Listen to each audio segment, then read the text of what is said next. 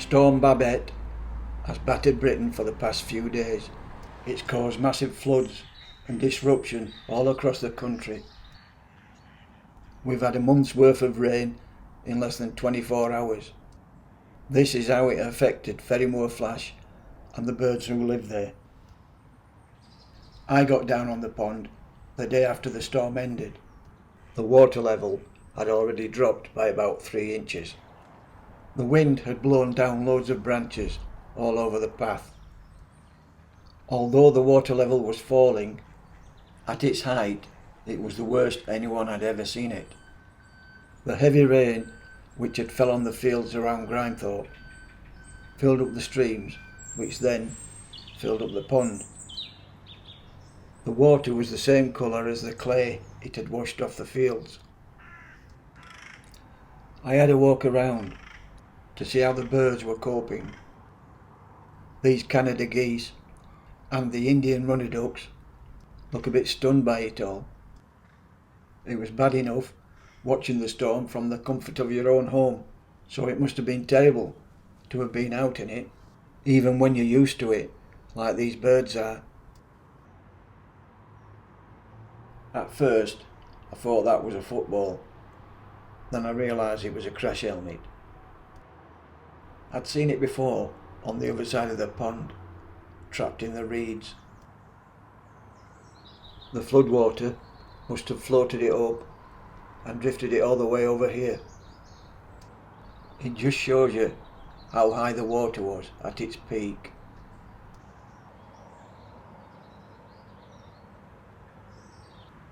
This floodwater is actually running out of the pond and back into the stream at the other side. You'll want your wellies on if you're coming for a walk round the pond today. Down on the back pond, also known as the beach, the water level is the highest that I've ever seen it. It's almost covered the whole of the beach area. Down the path towards the feeder, some small silver birch trees have been blown down. I reckon we've been lucky. There don't seem to have been too much damage done. Around the feeder there'd been an inch or two of water, which was now receding. Having said that, it still very much looks like high tide down on the beach. There's not many birds about anywhere you look. There's ebony and ivory and a few mallard ducks. See those plants on the surface of the water? That's where they were last week, on the top of that pile.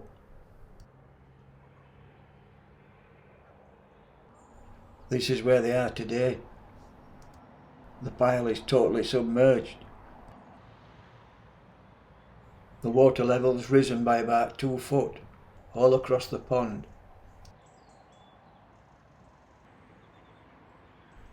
Ebony and ivory coming up to see me. They know I've got no food for them, but they still come up to say hello. Never mind, lads. Harold's getting his wellies on. He'll be down later with some food for you. Canada geese having a good old bath. I bet they've been down here throughout the whole storm. Normally, there'd be hundreds here at this time of day.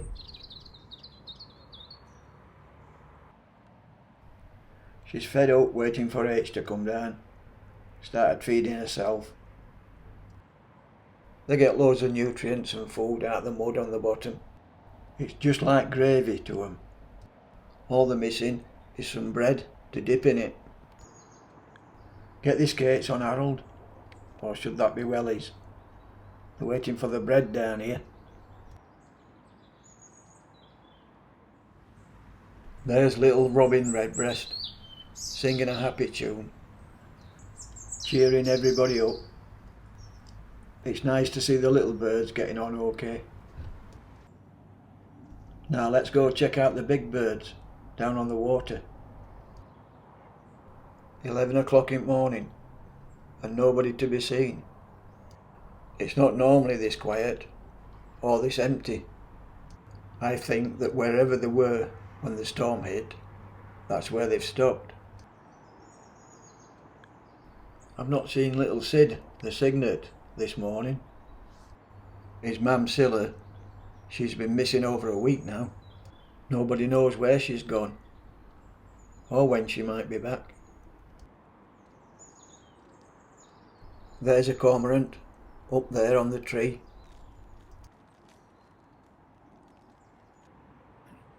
And there's another regular visitor, over there in the willow tree. It's Mr. Heron. I wonder if he's going fishing. Hey up, listen out. Sounds like we've got a few geese incoming. Wow, I think there's a lot more than a few. More like a few hundred. Looks like things are getting back to normal again. But this is not normal. They're about 2 hours late. Somebody forgot to set the alarm. Whatever, it's nice to see them back. Even if they are noisy buggers.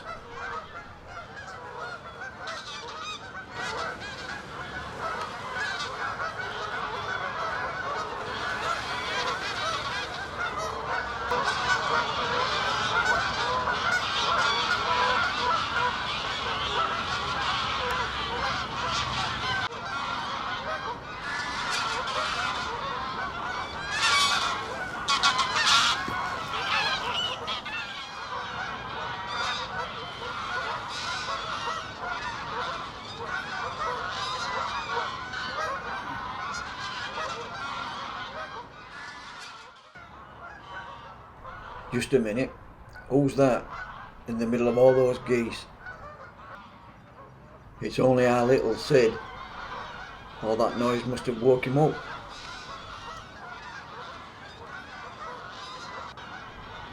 Now he's getting some exercise in, stretching them wings, getting ready to fly, I expect. I bet he'd like to fly off and find his mother.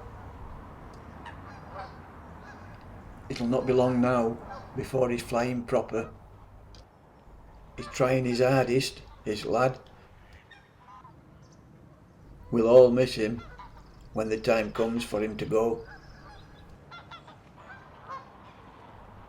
Life on the pond all seems to be back as it should after the storm.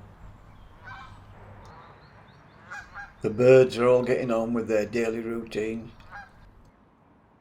Cleaning and preening, feeding, sometimes the odd argument.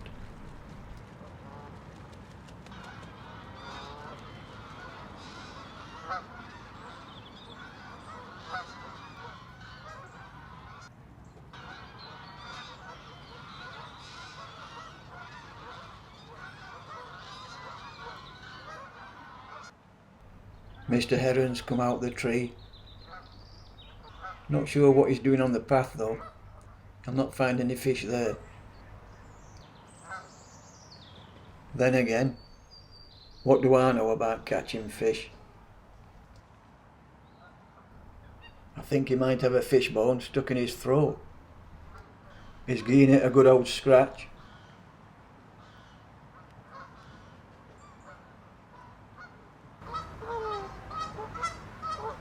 Them geese are doing a lot of shouting.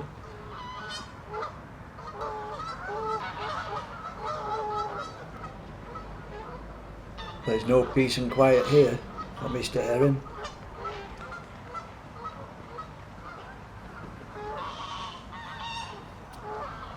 He's heard enough.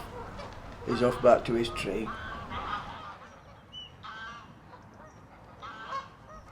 The islands are all well flooded. If you want to stay dry, you need to go high, like this female mallard.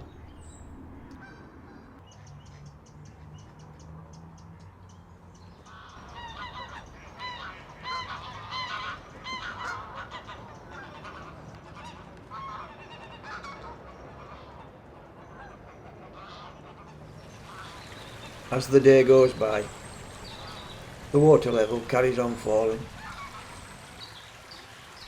but it's still a long way off normal, and it's flooded the paths in places. Get your wellies on if you're coming down here. The tide's going out on the beach. Look at that for a tide mark. Just shows you how high the water level rose to. It's going down steady though. Just in the couple of hours I've been down here, it's dropped about 3 or 4 inches.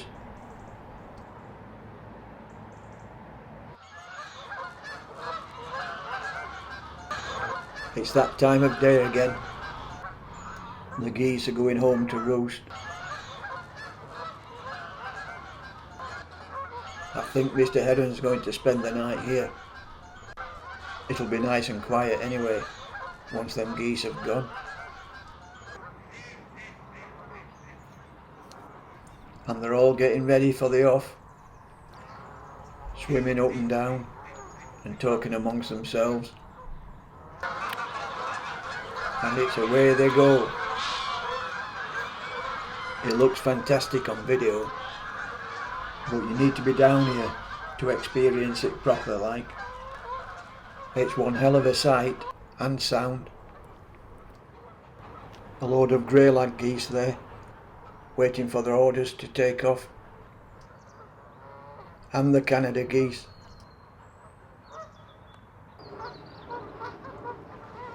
On your way.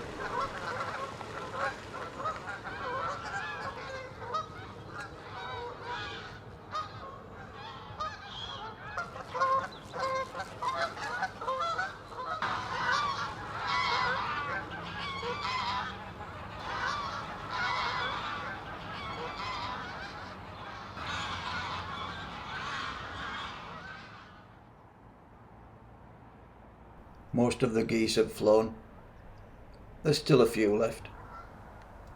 They'll go when they're ready, I expect, or when they're told to.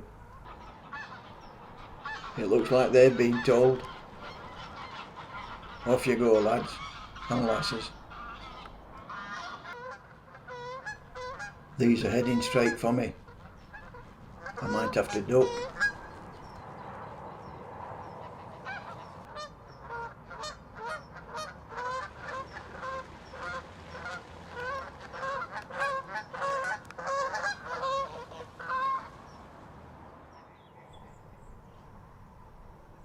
Little Sid there, on his lonesome. I wonder if he's missing his mother.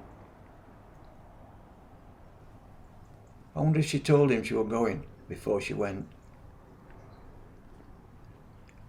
I wonder if she's coming back to him. It's been over a week now since she's been gone. He's got that goose for company. They don't all fly away. Some stay here for the night. I guess it's as good as anywhere. It's all gone quiet. All you can hear is the hum of the traffic on the bypass. Little Sid's looking out for his mam. I can't see her. Can you?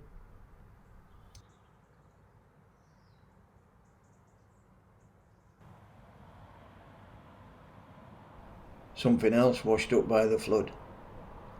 I hope he's not going to try and eat it. Could choke him, that. That's it, Sid.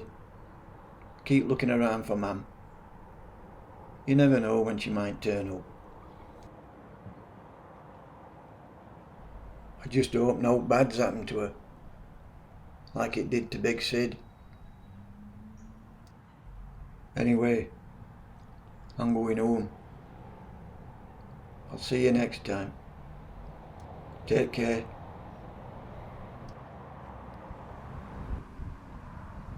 I wasn't going to come down the pond today, but 2 things happened to change my mind. The first thing was that it's a nice day. Well, afternoon.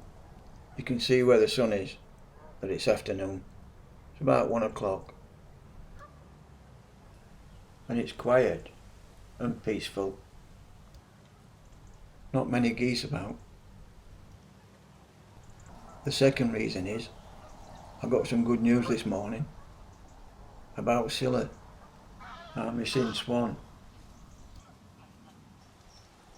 Tom Curtis was down here early doors taking photographs, and he saw her.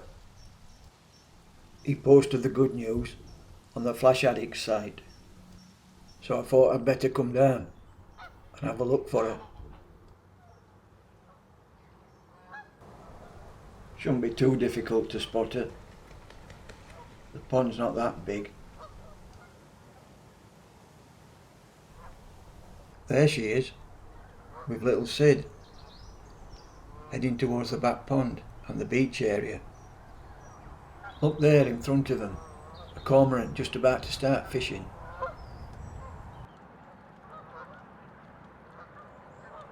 It's like she's never been away. And look at little Sid. Eh?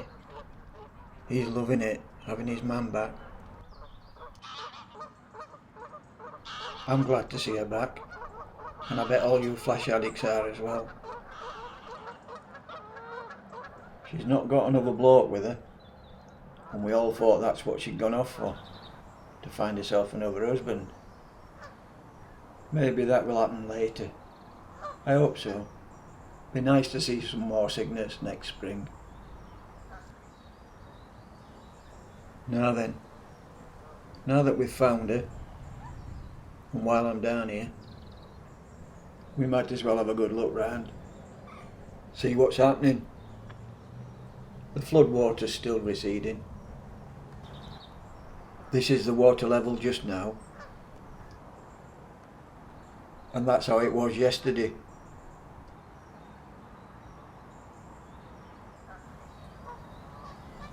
This is now.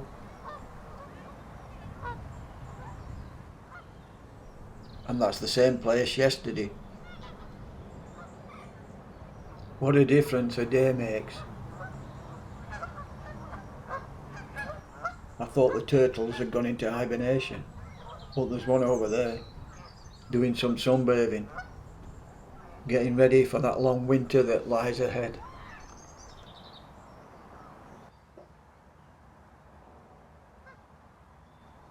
There's the cormorant again.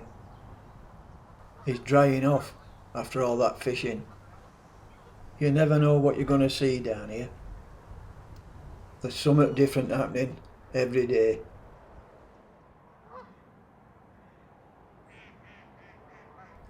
There's not so many geese as there was yesterday. Still, looking on the bright side, not so much noise either. Let's go see what Scylla's up to, now that she's come back to us. I'm saying it's Scylla, but I can't be 100% certain until I've seen that leg ring. And if it's not Y187, then it's not Scylla. I'm 99% certain that swan's our Scylla, but to be 100%, I just need to check that leg ring. Come on lass, let's have a look. There it is, Y187. That's definitely our Scylla. And she's making sure the geese know that and all. Now we've been having this discussion recently about whether Scylla is a she or a he. So let's sort that out once and for all. I have it on good authority that Y187 is a female who was ringed at Pebley Reservoir in Derbyshire in 2021. But that ring doesn't tell you the whole story. Swans are not ringed at birth, so we don't know exactly where she was born. And when they are ringed, we can't know their true age. They could be ringed from anything from 6 months to 12 months, even more. So although Scylla was ringed in 2021, that don't mean to say she's only 2 years old. She could have been a year or two old before she got ringed. And because she was ringed at Pebley Reservoir in Derbyshire, that don't mean to say that that's where she was born. Anyway, she's a Yorkshire lass now and lives in Grimy on Ferrymoor Flash. And I hope she finds another bloke and has lots of little signets, little grimy signets. Any road, I hope that's cleared that up. Scylla is a she, and ain't she just gorgeous? Look at her, showing them geese what for, keeping up the pecking order. That look on her face just tells you I'm in charge here, and don't you forget it. And this is me Babet, and he's second in charge. You show 'em, kid. It's great that the swans are back together. Now let's have a quick look round before I go home. Cormorant's still here. I reckon he's done fishing for the day.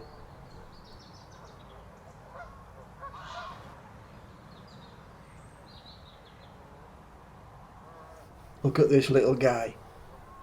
He started moving. Mind you, he's going the wrong way if he wants to get back in the water.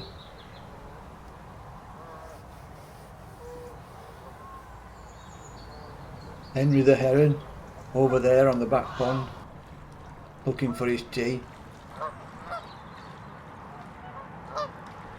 Why does he look up when the fish are down in water?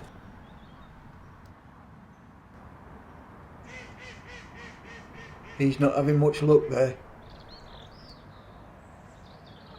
He's off to try somewhere else, over at the far end of the beach. I think it's time I went home now. See you next time, Flash Addicts. Mind how you go.